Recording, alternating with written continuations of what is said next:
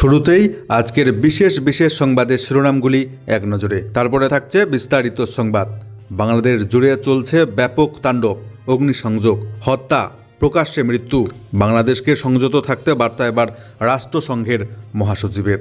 ভারতের বিরুদ্ধে ব্যাপক উস্কানি, বন্ধ না হলে কঠোর পদক্ষেপ। ঢাকাকে কড়া হুঁশিয়ারি এবার নয়াদিল্লির। প্রস্তুত রাখা হচ্ছে ভারতের তরফ থেকে রাফাল যুদ্ধবিমান এবং ব্রাহ্মস মিসাইল।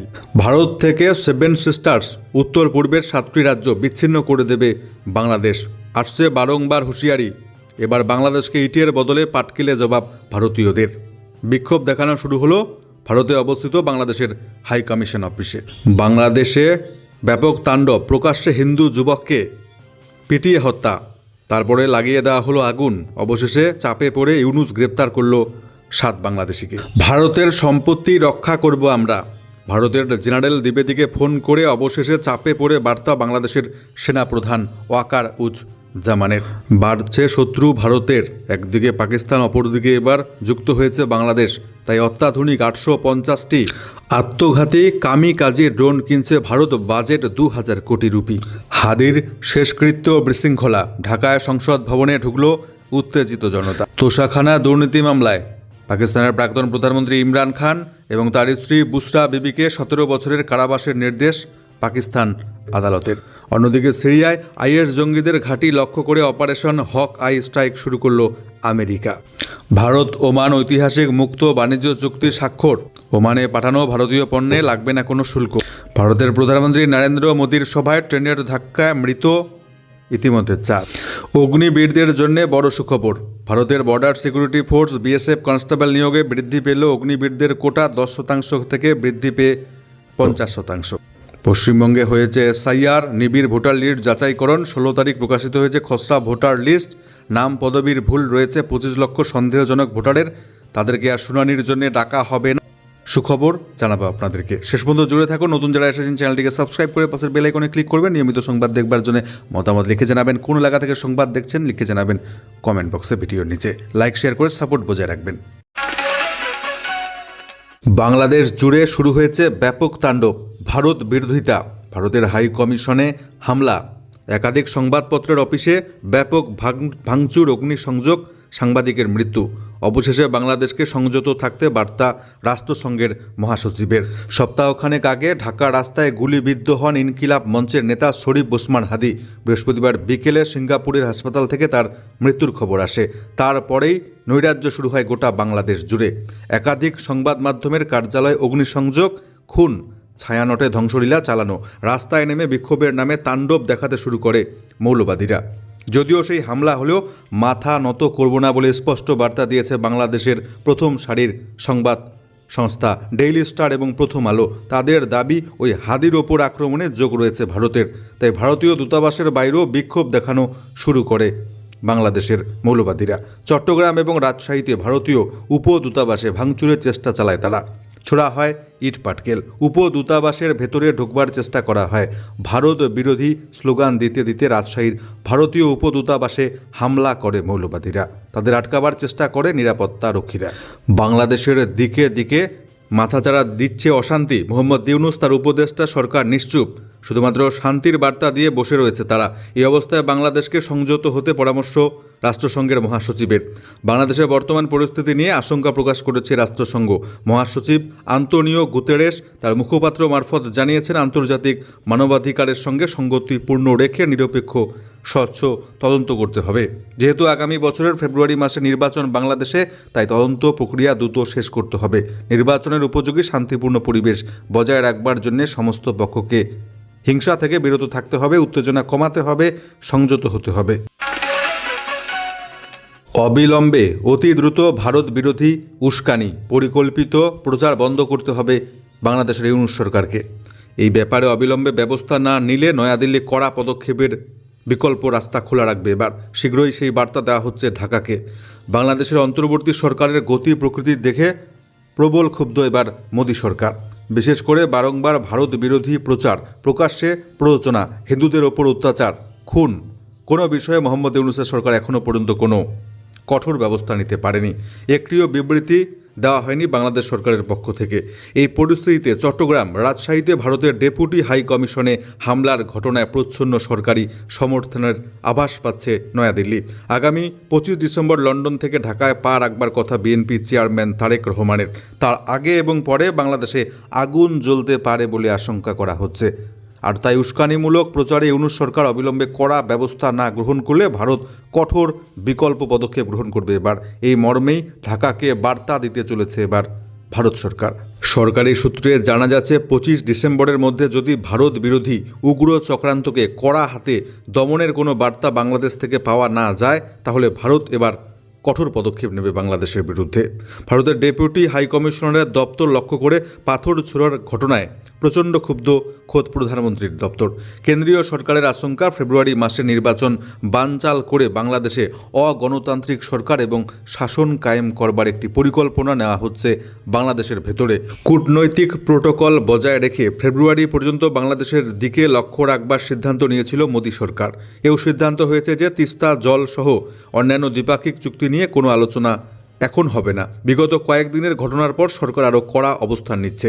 সেই কারণেই সীমান্তে ভারত বাংলাদেশ সীমান্তে আধা সামরিক বাহিনীর টহল প্রহরার পরিমাণ বৃদ্ধি করা হয়েছে। ইতিমধ্যে চিকেন নেকে অত্যাধুনিক যুদ্ধবিমান রাফাল এবং ব্রাহ্মস ক্ষেপণাস্ত্র প্রস্তুত রাখার নির্দেশ দিয়েছে ভারত সরকার। বাংলাদেশিদের ভিসা প্রদানে কঠোর ব্যবস্থা নিয়েছে ভারত সরকার। বাংলাদেশ থেকে ভারতে আসার ভিসার আবেদন করা হলে সেই ব্যক্তির সোশ্যাল মিডিয়ার অ্যাকাউন্ট এবার ভালো করে যাচাই করে দেখে নেওয়া হবে ভারতের বিরুদ্ধে কোনো উস্কানিমূলক পোস্ট তিনি তার সোশ্যাল মিডিয়ায় করেছেন কিনা। কেন্দ্রীয় সরকারের অবস্থান 1971 সালের পরেই প্রথম বাংলাদেশ নিয়ে সবথেকে বড় স্ট্র্যাটেজিক চ্যালেঞ্জের মুখোমুখি ভারত। তাই এই সিদ্ধান্ত নিতে হচ্ছে ভারতকে। ভারতের উত্তর পূর্বের 7টি রাজ্য তথা 7 সিস্টার্সকে ভারত থেকে বিচ্ছিন্ন করবে বাংলাদেশ। একাধিকবার আসছে হুঙ্কার ইউনূসের বাংলাদেশ থেকে। এবার বাংলাদেশকে ইটের বদলে পাটকেলে জবাব ভারতের।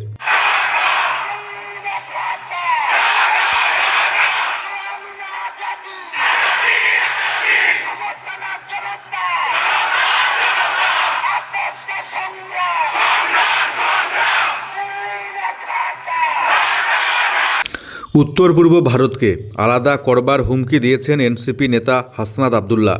তাকে অপমানজনক এবং বিভেদ সৃষ্টিকারী বলে উল্লেখ করে ত্রিপুরা ইউথ ফেডারেশনের সদস্যরা এবার আন্দোলনে।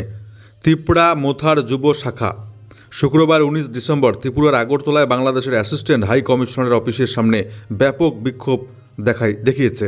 ভারতের জাতীয় পতাকা হাতে নিয়ে ত্রিপুরা ইউথ ফেডারেশনের সদস্যরা বাংলাদেশি নেতাদের বিরুদ্ধে স্লোগান দেন এবং এমন ভারত বিরোধী মন্তব্যের প্রেক্ষিতে কড়া কূটনৈতিক পদক্ষেপের দাবি করেছেন। ত্রিপুরা ইউথ ফেডারেশনের প্রেসিডেন্ট সুরজ দেব বর্মা জানিয়েছেন, ভারত সরকার এবং আমাদের সেনাবাহিনীর জন্যই 1971 সালে বাংলাদেশের জন্ম হয়েছিল।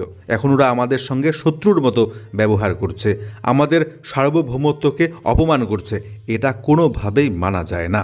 অপরদিকে অসমের মুখ্যমন্ত্রী হিমন্ত বিশ্ব শর্মাও বাংলাদেশের নেতার ওই মন্তব্যের কড়া প্রতিক্রিয়া দিয়েছেন।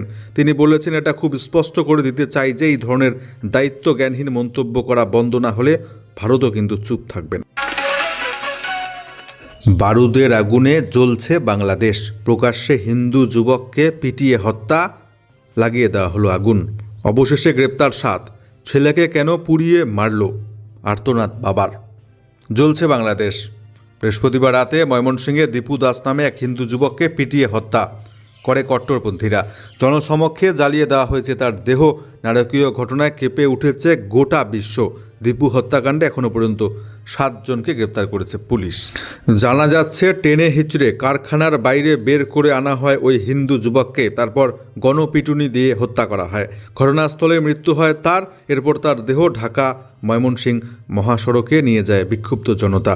গাছে বেঁধে ধরিয়ে দেওয়া হয় আগুন, সঙ্গে চলে স্লোগান। গোটা ঘটনায় অবরুদ্ধ হয়ে যায় রাস্তা। পরে পুলিশ গিয়ে পরিস্থিতি নিয়ন্ত্রণে আনে। কী কারণে খুন করা হলো তা এখনও স্পষ্ট নয়, তবে সূত্রের দাবি মুসলিম ধর্ম নিয়ে আপত্তিকর মন্তব্যের জেরেই খুন করা হয়েছে দীপুকে, যদিও তা মানতে নারাজ নিহতের পরিবার।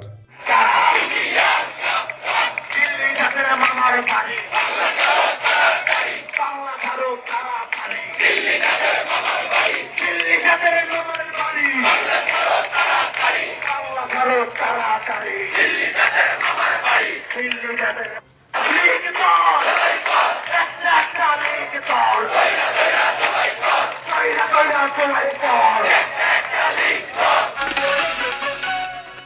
বাংলাদেশ জুড়ে চলছে তাণ্ডব, একাধিক মৃত্যু। অবশেষে চাপে পড়ে ভারতের জেনারেল দ্বিবেদীকে ফোন বাংলাদেশের সেনাপ্রধানের, ভারতের সম্পত্তি রক্ষা করার বার্তা। বাংলাদেশের জাতীয় নির্বাচনে আগ্রহ ছিল না উপদেষ্টা সরকারের প্রধান মোহাম্মদ ইউনূসের। চাপের মুখে রাজি হলেও দেশের ভেতরে একের পর এক নির্মম হত্যাকাণ্ড প্রায় লণ্ডভণ্ড করে দিয়েছে সমস্ত নির্বাচনের পরিকল্পনা। ভারতের সঙ্গে বাংলাদেশের ঐতিহাসিক সম্পর্কের বহু নিদর্শন ছড়িয়ে রয়েছে বাংলাদেশ জুড়ে। বাংলাদেশে বহু ভারতীয় সম্পত্তি মৌলবাদী আক্রমণের শিকার হয়েছে ইউনূসের জমানায়। এর মধ্যে অন্যতম চট্টগ্রামের ভারতীয় দূতাবাস। জানা গিয়েছে এবার স্থিতিশীলতা বজায় রাখবার প্রসঙ্গে আলোচনা চলছে ভারত বাংলাদেশের সেনা প্রধানের মধ্যে। ভারতের সেনাপ্রধান জেনারেল উপেন্দ্র দ্বিবেদীকে ভারতীয় সম্পত্তি রক্ষার আশ্বাস দিলেন বাংলাদেশের সেনাপ্রধান ওয়াকারুজ্জামান। বাংলাদেশের সেনাপ্রধান জেনারেল ওয়াকারুজ্জামান ভারতীয় সেনাপ্রধানকে আশ্বস্ত করেছেন ভারতের সম্পদের নিরাপত্তার বিষয়ে। জানা গিয়েছে ওয়াকার আশ্বস্ত করেছেন বাংলাদেশে থাকা সমস্ত ভারতীয় সম্পদ নিরাপদে থাকবে। দেশের অভ্যন্তরে উত্তেজনা বাড়লেও নিরাপত্তা বজায় রাখার প্রশ্নে ঢাকার প্রতিশ্রুতির কথা তুলে ধরেছেন তিনি। বর্তমানে যে হারে তাণ্ডব চলছে বাংলাদেশে, প্রশ্নের মুখে বাংলাদেশের নির্বাচন, ভারত বারবার বাংলাদেশে গণতান্ত্রিক পদ্ধতিতে নির্বাচনের ওপর জোর দিয়েছে, স্বচ্ছ নির্বাচনের প্রতি দায়বদ্ধতার কথা জানিয়েছে। কিন্তু রাজনৈতিক মহলের আশঙ্কা অনির্দিষ্টকালের জন্য নির্বাচন পিছিয়ে দিতেই গভীর ষড়যন্ত্র রচিত হয়েছে বাংলাদেশ। ইতিমধ্যেই নেত্রকোনা 2 আসনের প্রার্থী গাজী আব্দুর রহিম কড়া সুরে হুঁশিয়ারি দিয়ে জানিয়েছেন, ওসমান হাদি হত্যাকাণ্ডের বিচার না হওয়া পর্যন্ত বাংলাদেশে কোনো নির্বাচন হতে দেওয়া হবে না। তার অভিযোগ, ভারতের ষড়যন্ত্রে প্রকাশ্যে দিবালোকে আমার ভাই ওসমান হাদিকে গুলি করে হত্যা করা হয়েছে। শত্রু বাড়ছে ভারতের। আগেই ছিল চীন পাকিস্তান, নতুন করে যুক্ত হয়েছে ইউনূসের বাংলাদেশ।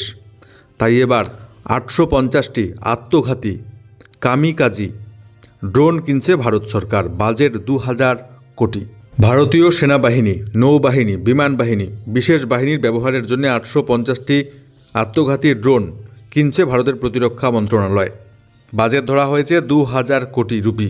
ভারতের সেনাবাহিনীর এক উচ্চপদস্থ কর্মকর্তা জানিয়েছে, গত মে মাসে পাকিস্তানের বিরুদ্ধে অপারেশন সিঁদুর অভিযানে পরিচালনার সময় প্রথম ব্যাপক আকারে সামরিক ড্রোনের ব্যবহার করেছে ভারতের প্রতিরক্ষা বাহিনী। ওই কর্মকর্তা জানিয়েছেন, অপারেশন সিঁদুর অভিযানে খুবই কার্যকর যুদ্ধাস্ত্র ছিল ড্রোন।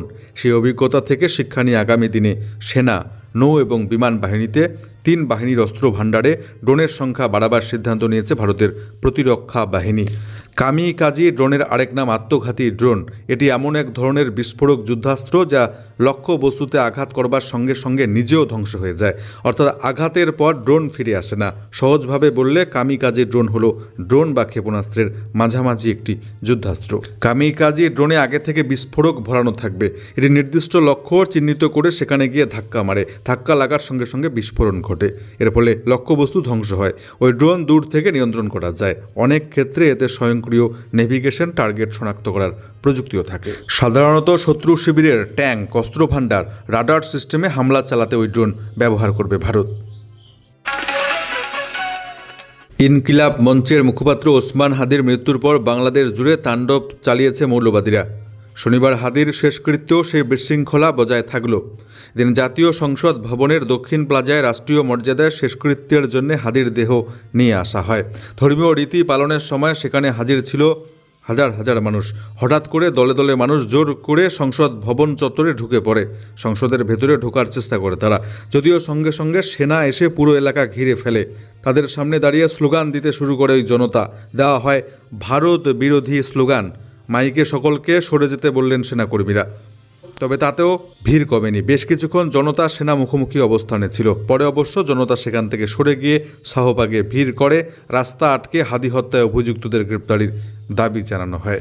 রীতি পালনের পর এদিন সংসদ চত্বর থেকে হাদির দেহ ঢাকা বিশ্ববিদ্যালয়ে নিয়ে যাওয়া হয়। সেখানে কবি কাজী নজরুল ইসলামের সমাধির পাশে হাদিকে কবর দেওয়া হয়।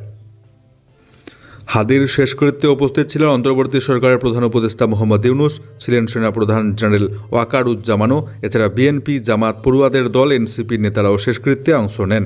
জামায়াতে ভাষণ দেন ইউনূস। সেখানেও বারে বারে ভারত বিরোধী স্লোগান দেয় উপস্থিত জনতা। একাধিক মামলায় দোষী সাব্যস্ত হয়ে কারাবাসে রয়েছেন পাকিস্তানের প্রাক্তন প্রধানমন্ত্রী ইমরান খান। এবার ফের আরও একটি মামলায় দোষী সাব্যস্ত হলেন কাপ্তান।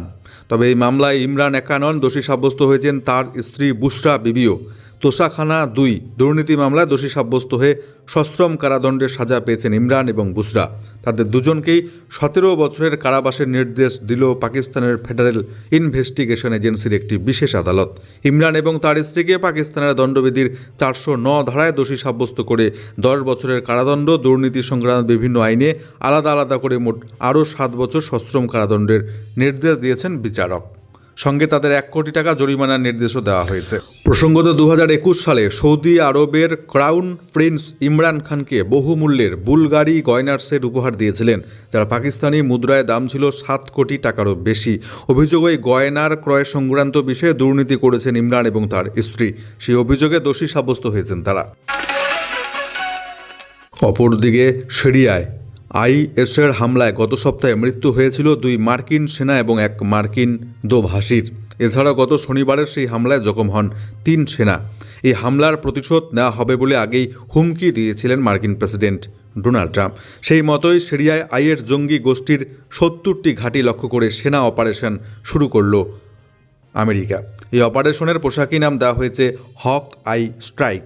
সেই বিষয়ে এক্সে আমেরিকার প্রতিরক্ষা তথা যুদ্ধ সচিব পেটে হেগসেথ জানিয়েছেন, মার্কিন সেনা অপারেশন হক আই স্ট্রাইক শুরু করেছে সিরিয়ায়। আইয়ের জঙ্গি গোষ্ঠীর ঘাঁটি লক্ষ্য করে হামলা চালানো হচ্ছে। আইয়ের জঙ্গি, তাদের পরিকাঠামো, অস্ত্র ভাণ্ডার সমস্ত কিছু ধ্বংস করে দেবে আমেরিকা। ডিসেম্বরের ১৩ তারিখ ওরা মার্কিন সেনার ওপর হামলা চালিয়েছিল, তার প্রেক্ষিতে পাল্টা জবাব দিচ্ছে আমেরিকা। এটা মার্কিনীদের তরফে করা জবাব। আমরা সবাইকে বুঝিয়ে দিতে চাই, যদি কেউ আমেরিকানদের ওপর হামলা চালায় তাদের আমরা পাল্টা দেব। পৃথিবীর যেখানেই থাকুন না কেন খুঁজে বের করে নিকেশ করবে আমেরিকা। তবে এটা কোনো যুদ্ধ নয়, শুধুমাত্র সিরিয়ায় জঙ্গি ঘাঁটি ধ্বংস করাই লক্ষ্য আমেরিকার। অপরদিকে ভারত ওমান ঐতিহাসিক মুক্ত বাণিজ্য চুক্তি স্বাক্ষর। চুক্তি অনুযায়ী কোনো প্রকার শুল্ক ছাড়াই পণ্য রপ্তানি করতে পারবে ভারত ওমানে। প্রায় ৯৮% ভারতীয় পণ্যের ক্ষেত্রে কোনো শুল্ক লাগবে না।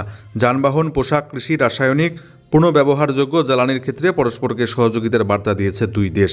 ভারতীয় কর্মীদের ২ বছর পর্যন্ত ভিসা দিতে সম্মত হয়েছে মাস্কাট। আগে প্রাথমিকভাবে ৩ মাসের ভিসা দেওয়া হতো। বর্তমানে ৭ লক্ষেরও বেশি ভারতীয় ওমানে কর্মরত। এদিন দু দেশের সম্পর্ক দূরদর্শী নেতৃত্বের প্রতি সম্মান জানিয়ে নরেন্দ্র মোদীকে অর্ডার অব ওমান পুরস্কার দেন ওমানের সুলতান। ভারতের প্রধানমন্ত্রী নরেন্দ্র মোদীর সভায় যোগ দিতে এসে ট্রেনের ধাক্কা মৃত ৪।